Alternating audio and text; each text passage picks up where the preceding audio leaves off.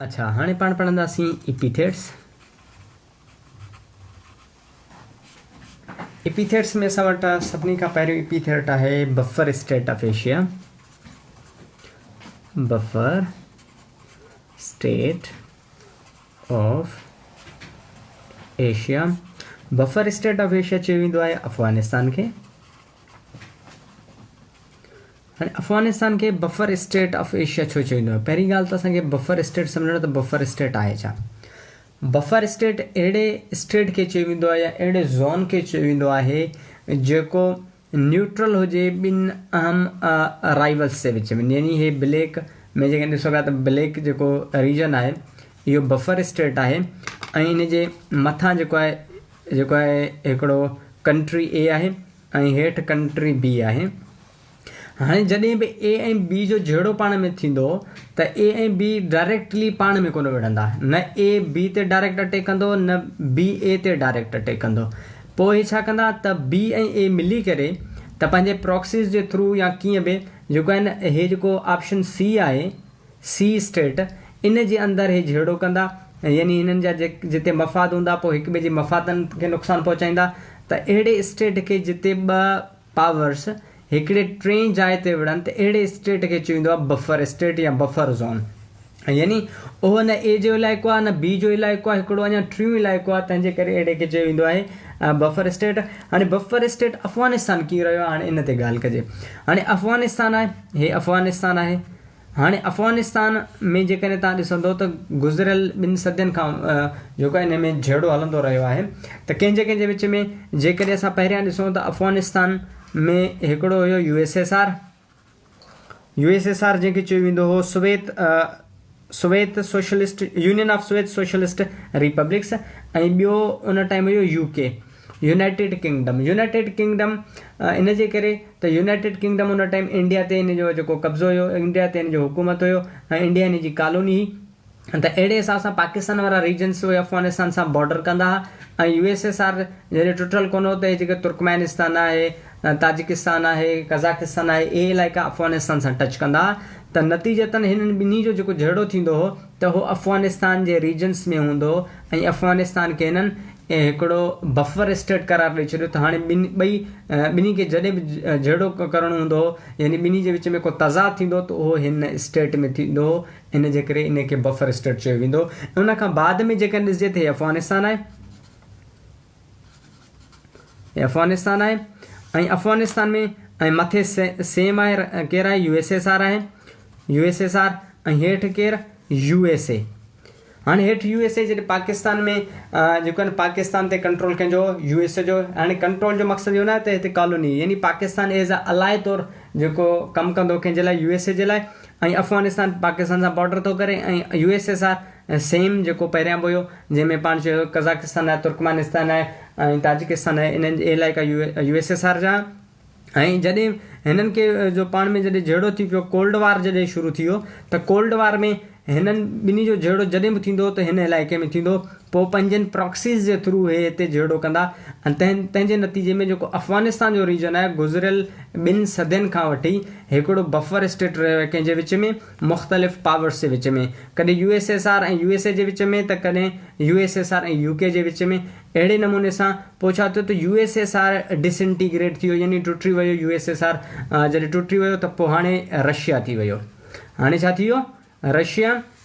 ऐं इन खां पहिरियां हिन सां गॾु 15 स्टेट मुख़्तलिफ़ शामिल हुआ जंहिंमें लटाविया आहे, लुथेनिया आहे, बेलारूस आहे। उन खां अलावा जेके पंहिंजा सेंट्रल एशियन रिपब्लिक्स आहिनि जंहिंखे पाण कार्ड्स चवंदा आहियूं कज़ाकिस्तान, तुर्कमेनिस्तान, आज़रबाईजान या ताजिकिस्तान, इहे इलाइक़ा हिननि खां जॾहिं टुटी विया त उन खां पोइ हे रशिया जेको आहिनि सेपरेट थी वियो। ऐं हाणे जेको आहे रशिया हिन सां डायरेक्ट बॉर्डर कंहिंसां अफ़गानिस्तान सां कोन थो करे। अलबत्ता जेको अफ़गानिस्तान हुयो उहो यकी रहियो आहे कंहिंजे विच में मुख़्तलिफ़ पावर्स जे विच में एज़ अ बफर स्टेट रहियो आहे। तंहिंजे करे अफ़गानिस्तान खे बफर स्टेट ऑफ एशिया चयो वेंदो आहे। उन खां पोइ असां वटि आहे land of fertile fields. Land of fertile fields इहो चयो वेंदो आहे अल्जेरिया खे। हाणे अल्जेरिया जेको आहे उहो किथे आहे इहो तव्हांखे असां पढ़ायो वर्ल्ड मैप में त हे जेको आहे इहो हिन में पंहिंजो अफ्रीका जो हिकिड़ो स्टेट आहे, अफ्रीका जो हिकिड़ो मुल्क आहे ऐं उनखे चयो वेंदो आहे छा land of fertile fields. Fertile fields जो मक़सदु आहे ज़रख़ेज़ ज़मीननि जी धरती, यानी उहा ज़मीन जिते मुख़्तलिफ़ फ़सुल थी सघनि ऐं बहितरीनु नमूने सां थी सघनि, ज़रख़ेज़ हुजनि, आबाद हुजनि, ऐं माना उहो ग्रीनरी सां भरियल हुजनि। त इहे जेको इलाइक़ो आहे पंहिंजो अल्जेरिया जो, यानी अल्जेरिया जेको कंट्री आहे, इहो लैंड ऑफ फर्टाइल फील्ड्स आहिनि। इन जा जेके ज़मीनूं आहिनि उहे तमामु घणा पावरफुल आहिनि, तंहिंजे करे हिते मुख़्तलिफ़ क़िस्मनि जा फ़सुल बहितरीनु पैदावार ॾींदा आहिनि। इन जे करे हिनखे चयो वेंदो आहे लैंड ऑफ फर्टाइल फील्ड्स।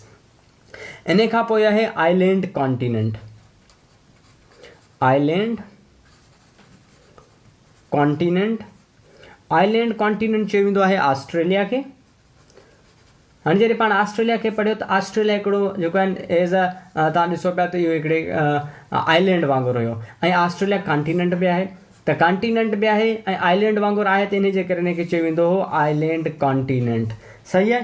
त ऑस्ट्रेलिया छा आहे आइलैंड कॉन्टिनेंट आहे जेको सभिनी खां सेपरेट आहे। जॾहिं तव्हां ॾिसंदो त एशिया आहे उहो यूरोप सां ऐं अफ्रीका सां गॾियल आहे, ऐं नॉर्थ अमेरिका साउथ अमेरिका सां गॾियल आहे, पर ऑस्ट्रेलिया तव्हांखे अहिड़ो मिलंदो जेको सेपरेट आहे। अलबत्ता जेको असां वटि आइलैंड ॿियो जेको कॉन्टिनेंट आहे अंटार्कटिका, उहो बि सेपरेट आहे, लेकिन उन में कंहिं मुल्क जी का मुल्क न आहे, तंहिंजे करे को ख़ासि मुल्क न आहे, इन जे करे हिनखे आइलैंड कॉन्टिनेंट तसवुरु न कयो वेंदो आहे, उहो कंहिंखे तसवुरु कयो वेंदो आहे ऑस्ट्रेलिया खे। हिन खां बाद में नेक्स्ट असां वटि एपिथेट आहे, उहा आहे land of golden fibre. Land of golden fibre, land of golden fibre चयो वेंदो आहे बांग्लादेश खे। हाणे बांग्लादेश खे लैंड ऑफ गोल्डन फाइबर चयो वेंदो आहे, छो? गोल्डन फाइबर आहे छा? गोल्डन फाइबर चयो वेंदो आहे जूट खे। जूट जंहिंखे पाण सिंधीअ में सिणी चवंदा आहियूं, सिणी, इन मां छा थींदो आहे त जेके फाइबर हूंदो आहे त इन फाइबर मां जेके मुख़्तलिफ़ क़िस्मनि जा जेके मुख़्तलिफ़ क़िस्मनि जूं शयूं ठहंदियूं आहिनि, जंहिंमें स्पेशली जेके ॿोरियूं हूंदियूं आहिनि या रसा हूंदा आहिनि, इहे शामिलु थींदा आहिनि, ऐं इहे जेके आहिनि पावरफुल हूंदा आहिनि, छा स्ट्रॉन्ग हूंदा आहिनि, ऐं इवन हिन मां जेके रसा ठहंदा आहिनि उहे नेवीज़ मुख़्तलिफ़ इस्तेमालु कंदा आहिनि। जेके तव्हां ॾिसंदा हूंदव त जॾहिं हेलीकॉप्टर या जहाज़ मां लहिणो पवंदो आहे त इन में जूट जो रसो इस्तेमालु थींदो आहे। हाणे त ॿिया बि अची विया आहिनि फाइबर्स, लेकिन हिननि में सभिनी खां पावरफुल कहिड़ो हुयो, यानी जूट हुयो। जूट खां अलावा हिन में ॿोरियूं वग़ैरह ठहंदियूं आहिनि, जंहिंमें पाण अन्न वग़ैरह विझंदा आहियूं, त इहो इन जो लैंड कंहिंखे चयो वेंदो आहे बांग्लादेश खे। छो त बांग्लादेश में जूट जो फ़सुलु तमामु घणो थींदो हुयो, अहिड़े नमूने सां हिनखे चयो वेंदो आहे लैंड ऑफ गोल्डन फाइबर। उन खां पोइ आहे land of lilies. Land of lilies, land of lilies कंहिंखे चयो वेंदो आहे कनाडा खे। कनाडा पाण पढ़ी आहियूं त नॉर्थ अमेरिका जो हिकिड़ो कंट्री आहे, ऐं नॉर्थ में ई हुनजे नॉर्थ में ई आहे, ऐं उन में जेको आहे लैंड ऑफ लिलीज़। हाणे लिलीज़ छा आहिनि? लिलीज़ हिकिड़ो फ्लावर जो क़िस्म आहे। सही आहे, फ्लावर जो क़िस्म आहे लिली, इन जे करे चवंदो आहे लैंड ऑफ लिलीज़। छो त इते तमामु घणा लिलीज़ जा जेके आहिनि ॿूटा जेके जर्मिनेट थींदा आहिनि नैचुरली, तंहिंजे करे हिनखे चवंदो आहे त लैंड ऑफ लिलीज़। यानी हिकिड़ा फ्लावर जा क़िस्म वाइट कलर जा हूंदा आहिनि, उहे तमामु घणा ब्लूम थींदा आहिनि किथे कैनेडा में, अहिड़े नमूने सां हिनखे चवनि लैंड ऑफ लिलीज़।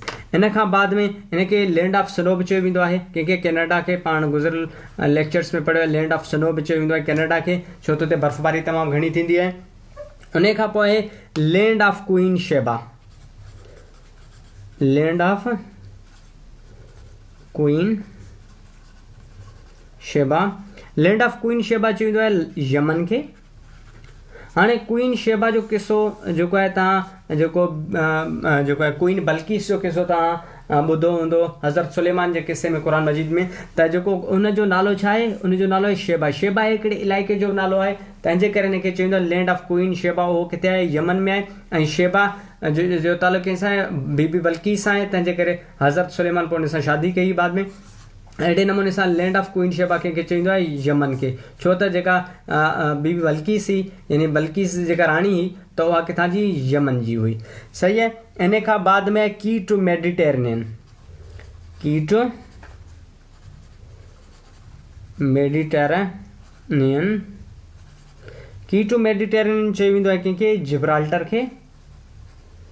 जिब्राल्टर, जंहिंखे जबल तारिक बि चयो वेंदो आहे, जबल तारिक। यानी जबल तारिक छो ईंदो आहे त तारिक बिन ज़ियाद जॾहिं स्पेन खे फ़तेह कयो त उन जे नाले सां जेको आहे जबल जो नालो रखियो वियो जबल तारिक। पोइ जेको जबल तारिक उहो आस्ते आस्ते जेको आहे जिब्राल्टर में कन्वर्ट कयो। यादि रखो त जेको तारिक बिन ज़ियाद हो उन छा स्पेन फ़तेह कयो, छा स्पेन। मुस्लिम हिकिड़ो जनरल हुयो उन फ़तेह कयो 711 में, सही आहे। त 712 में साॻी सीरीज़ हुयो, हिते जेको मूसा बिन नुसैर हुयो ऐं तारिक बिन ज़ियाद हुयो, मोहम्मद बिन कासिम हुयो। हिननि हिकिड़ो जेको आहे हिकिड़ो जंगियुनि जो मुख़्तलिफ़ सीरीज़ हुयो हिन टाइम ते, जेके मुख़्तलिफ़ इलाइक़नि में हुया। जेकॾहिं तव्हां सिंध ॾे ॾिसंदो त हुते मोहम्मद बिन कासिम आयो आहे, ऐं जेकॾहिं अफ्रीका ॾे ॾिसंदो त मूसा बिन नुसैर वियो हूंदो, ऐं तारिक बिन ज़ियाद खे जेको आहे यूरोपियन जो हिसो मिलियो त स्पेन खे फ़तेह करण वारो केरु आहे, तारिक बिन ज़ियाद। उन जे नाले सां जबल तारिक रखियो वियो, त जबल तारिक आस्ते आस्ते जिब्राल्टर थी वियो। त की टू मेडिटेरेनियन जो मक़सदु इहो आहे त अगरि जेकॾहिं मेडिटेरेनियन में दाख़िल थियणो आहे त दाख़िल जिब्राल्टर खां थी सघे थो, छो त इन खां अलावा ॿियो को रस्तो उन टाइम कोन हो। बाद में त सुइज़ कैनाल ठहियो आहे, लेकिन उन टाइम मेडिटेरेनियन में अचण जे लाइ जेकॾहिं एटलांटिक ओशन खां अचिणो हूंदो हो त पोइ जिब्राल्टर वारो रस्तो माण्हू वठी करे पोइ जेको मेडिटेरेनियन में दाख़िल थींदो, ईअं न त अची न पियो सघिजे। तंहिंजे करे हिनखे की यानी कुंजी या चाबी चयो वेंदो आहे कंहिंखे जिब्राल्टर खे मेडिटेरेनियन जो। त जीअं जंहिंखे बि अचिणो आहे कंहिंमें मेडिटेरेनियन में त उहो जिब्राल्टर जो इलाइक़ो ज़रूरु क्रॉस करे ईंदो हो। उन खां बाद में असां वटि नेक्स्ट एपिथेट आहे land of 1000 islands. Land of 1000 islands. Land of 1000 islands चयो वेंदो आहे इंडोनेशिया खे। हाणे इंडोनेशिया खे लैंड ऑफ 1000 पंहिंजो आइलैंड्स चयो वेंदो आहे। त हिते जेको आहे न इंडोनेशिया जेको आहे हिकिड़ो लार्जेस्ट आर्चिपेलगो आहे, लार्जेस्ट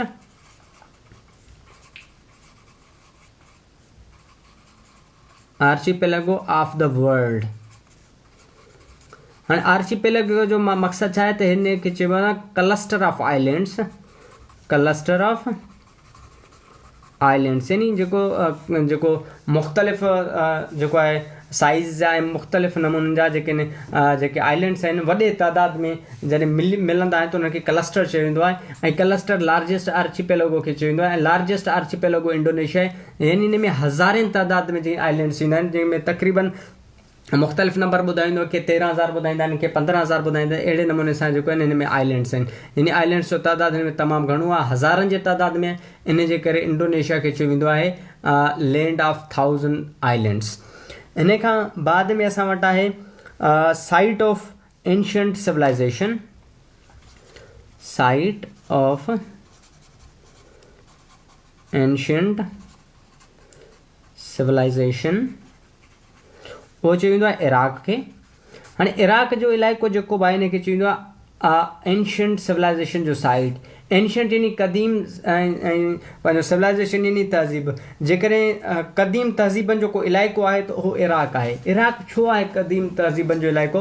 त इहो इन जे करे हिते हिकिड़ी क़ौम हुई मेसोपोटेमियन।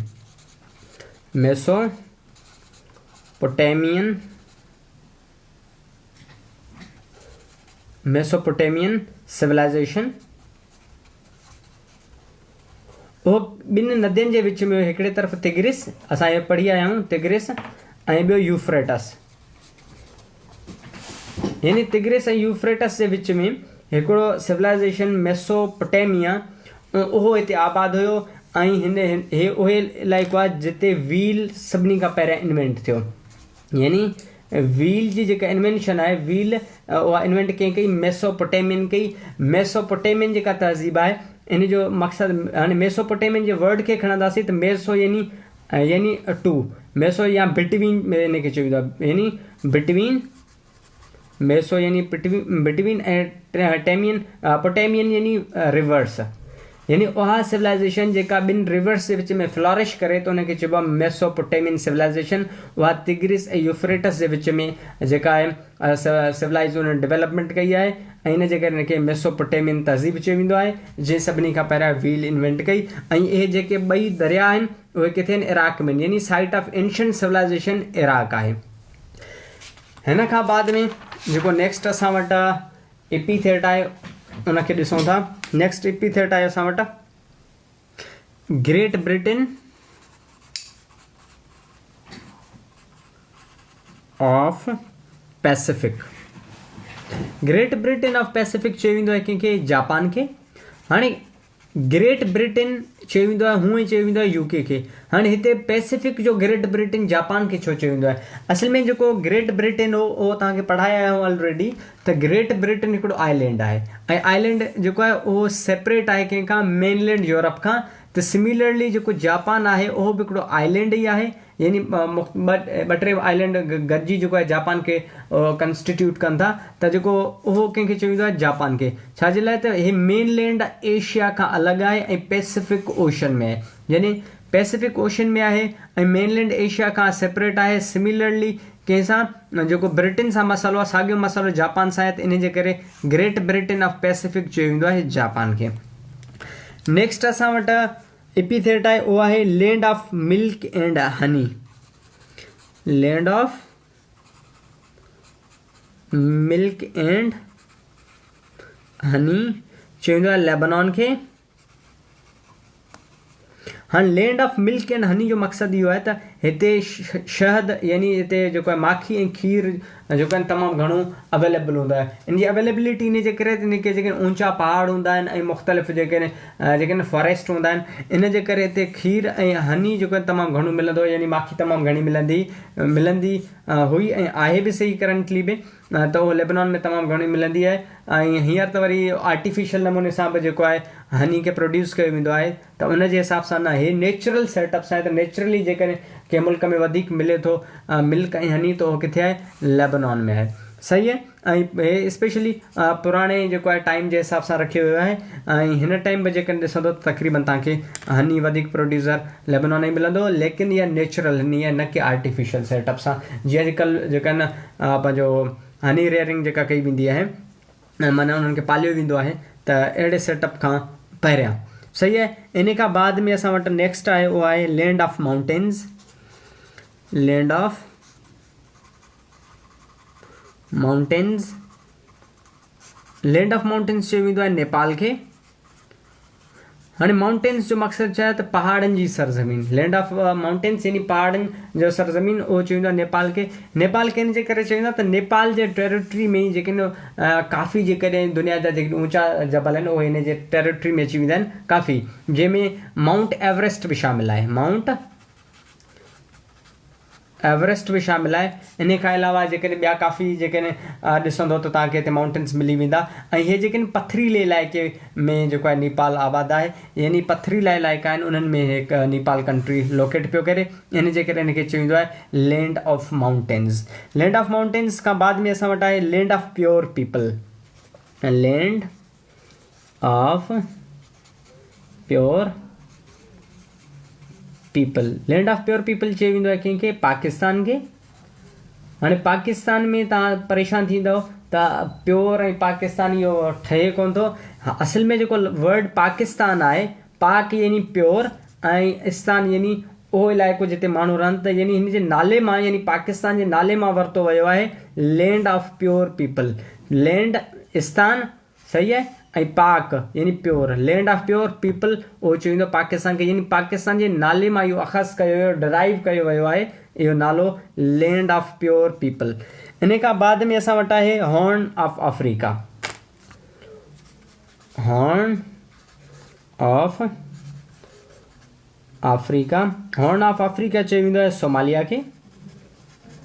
हाणे हॉर्न ऑफ अफ्रीका सोमालिया खे छो चयो वेंदो आहे? असल में जेकॾहिं तव्हां वर्ल्ड मैप तव्हांखे ऑलरेडी असां ॾेखारे चुका आहियूं, त उन में जेकॾहिं तव्हां ॾिसंदो ऐं तव्हां वटि उमेद आहे त वर्ल्ड मैप हूंदो, उन में जेकॾहिं तव्हां सोमालिया खे ॾिसंदो त सोमालिया जो डिज़ाइन कुझु हिन क़िस्म जो हूंदो, यानी हीअं मथे वञी करे पोइ हेठि ईंदो। त हे जेको आहे हिनखे जेकॾहिं तव्हां टेक्निकली ॾिसो त हिकिड़े सिंग वांगुरु आहे। तंहिंजे करे चई अफ्रीका जो सिंग कंहिंखे चवंदो आहे? अफ्रीका जो सिंग। सिंग जंहिंखे पाण हॉर्न चवंदा आहियूं, त उहो इन जो डिज़ाइन बि कुझु हिन नमूने सां आहे। त हिते आहे सोमालिया। सोमालिया ऐं सोमालिया खे चयो वेंदो आहे हॉर्न ऑफ अफ्रीका, यानी इन जे मैप जे हिसाब सां हिन जो डिज़ाइन आहे हॉर्न वांगुरु, तंहिंजे करे हिनखे चयो वेंदो आहे land of horn of Africa Somalia खे। हिन खां बाद में असां वटि नेक्स्ट जेको एपिथेट आहे उहो आहे असां वटि, उहो आहे city of eagles. City of eagles चयो वेंदो आहे सरगोदा खे। हाणे सिटी ऑफ ईगल्स सरगोदा खे छो चयो वेंदो आहे? सरगोदा पंजाब में हिकिड़ो सिटी आहे ऐं इन में असल में ईगल्स जो मक़सदु जेको बाज़ हूंदो आहे उहो बाज़ बिल्कुलु बि न आहे। असल में सरगोदा में आहे पाकिस्तान एयरफोर्स जो बेस मसफ़। मसफ़ एयरबेस किथे आहे? सरगोदा में आहे। ऐं इहो जेको आहे न बहितरीनु हिकिड़ो पंहिंजो जेको आहे पाकिस्तान एयरफोर्स जो हिकिड़ो बहितरीनु इलाइक़ो आहे। यानी इन इलाइक़े में जीअं ट्रेनिंग जॾहिं ॾियारियो वेंदो आहे त स्पेशली इन इलाइक़े रेंज में मोकिलियो वेंदो आहे त हिते जेके न पायलट्स ट्रेन थियनि। ऐं इहो मसफ़ एयरपोर्ट आहे ऐं इहो पाकिस्तान एयरफोर्स जो बहितरीनु पंहिंजो आहे पंहिंजो छा चइजे त बेस आहे पाकिस्तान एयरफोर्स जो। इन पाकिस्तान जे एयरफोर्स जे बेस जे करे शाहीन पाकिस्तान जे एयरफोर्सिस खे हूअं बि चयो वेंदो आहे। सही आहे। त इन जे करे शाहीननि जो शहर माना पाकिस्तान एयरफोर्स जो जेको बेस आहे मसफ़, इन जे करे सरगोदा खे चयो वेंदो आहे सिटी ऑफ ईगल्स। हिते जेको आहे लेक्चर काफ़ी डिघो थी वियो आहे। हिते पाण हिनखे एंड था करियूं। वधीक पीथर्स पाण पढ़ंदासीं नेक्स्ट लेक्चर में।